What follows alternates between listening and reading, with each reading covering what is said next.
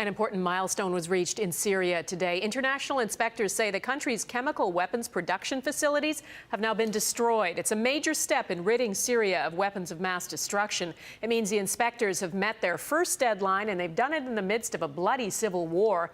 But as Stuart Greer reports, they still have a huge challenge ahead. After inspecting 21 production sites, the international chemical watchdog is satisfied Syria has destroyed all equipment used for manufacturing chemical weapons.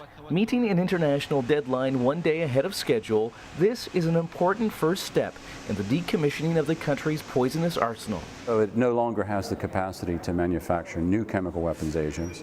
Syria agreed to destroy its chemical weapons after facing the threat of military action following the death of hundreds of civilians in a sarin gas attack in August. But that hasn't ended the carnage in the country. Conventional weapons, bullets and bombs have killed 120,000 people, according to a Syrian human rights group. And the fighting is still so intense, weapons inspectors were unable to visit 2 chemical sites, though they're convinced they've been abandoned. That equipment was in fact moved to another site that we did visit, and we were able to verify that that equipment was rendered inoperable by functional destruction of its critical equipment.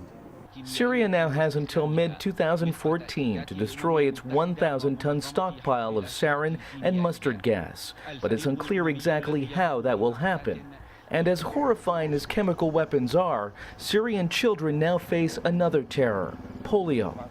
The disease, which leaves its victims paralyzed, was wiped out 60 years ago, but the lack of vaccinations and medicine has meant its return to Syria. At least 10 cases have been reported. With polio highly contagious, health officials fear an epidemic. This virus does move. It will infect anyone who is under-vaccinated or not vaccinated and does not know any boundaries.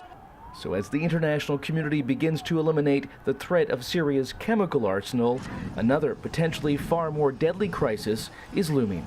Stuart Greer, Global News, London.